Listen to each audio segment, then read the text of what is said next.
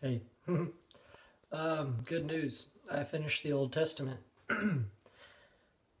It's under my belt. It's probably, it's easier than you would think to read. Now, interpreting it, of course, especially the book of Revelations, you're going to need the groks to do that.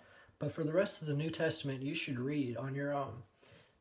It's part of your coat of arms. And now I'm going to try and finish the Old Testament. There's tons in there. It's a bit longer. But since I do know most of the Jesus prophecies, it will be a lot more fun reading it.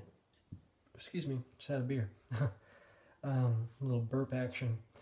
But anyway, I mean, some of my favorite passages were in, Peter, Hebrews. My favorite all-time chapter in the New Testament is Matthew 6.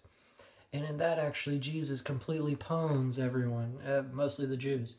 He's saying, why do you stand in the synagogues waiting for other men to see you? You'll have your reward for that, but, when you go into prayer mode, go into that closet and pray in secret. That way, your Heavenly Father, seeing you in secret, will reward you in secret. The same with giving alms. Don't give alms in front of other people to show that you gave alms. Give charity, under the table.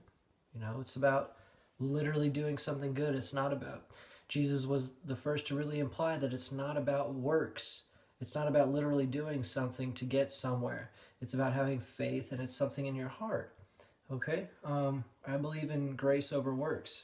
And yet, some of the New Testament says, what is grace without works? What is faith without charity?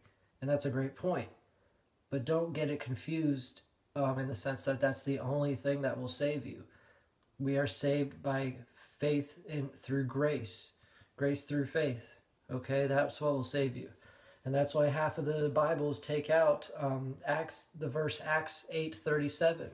The very first person to be converted, they take out the one verse, the NIV and the ESV, they take out the actual verse that says, just say that you believe Jesus is the Lord and, have faith. They cut that part out. There's no Acts 8:37 in the ESV or NIV or something. They just go straight to the baptism and say that's what saves you. That's not accuracy. That's propaganda.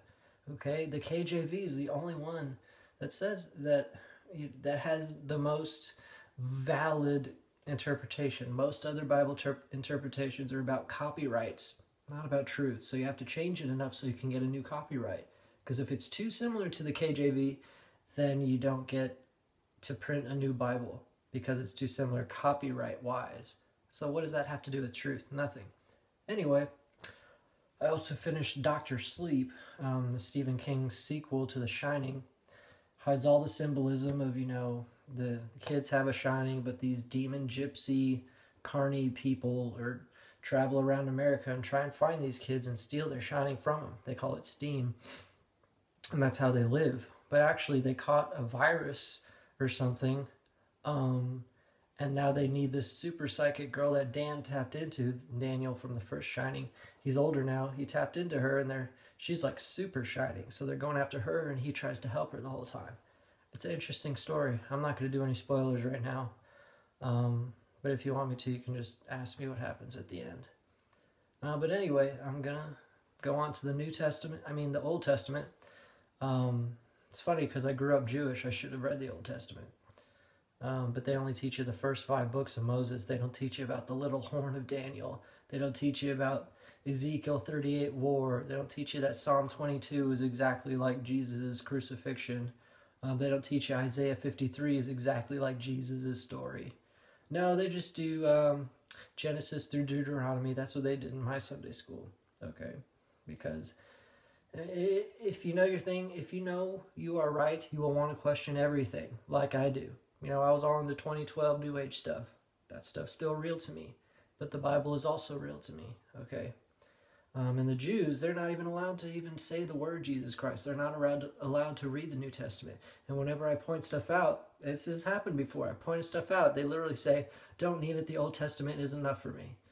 That's like watching Terminator 1 and not wanting to watch 2 because Arnold Schwarzenegger is the good guy. It's like, it has nothing to do with what you want. If you don't believe it's a valid sequel, prove it to us. But you can't prove anything if you don't read it. So, I mean, once again, Matthew 6 points out all the hypocrisy of Jews and saying, oh, well, it's all, you got to do this to get into heaven. No, the kingdom of heaven is within you. Okay? And it says, the New Testament literally said God is a spirit and should be worshipped as such. Not some guy in the clouds like the media wants you to think Christians think. Okay. But anyway, y'all need to read the New Testament. It's 10 times better than you'd think. It doesn't take that long. Now, the Old Testament will take a bit longer, but it's going to be worth it. Thanks.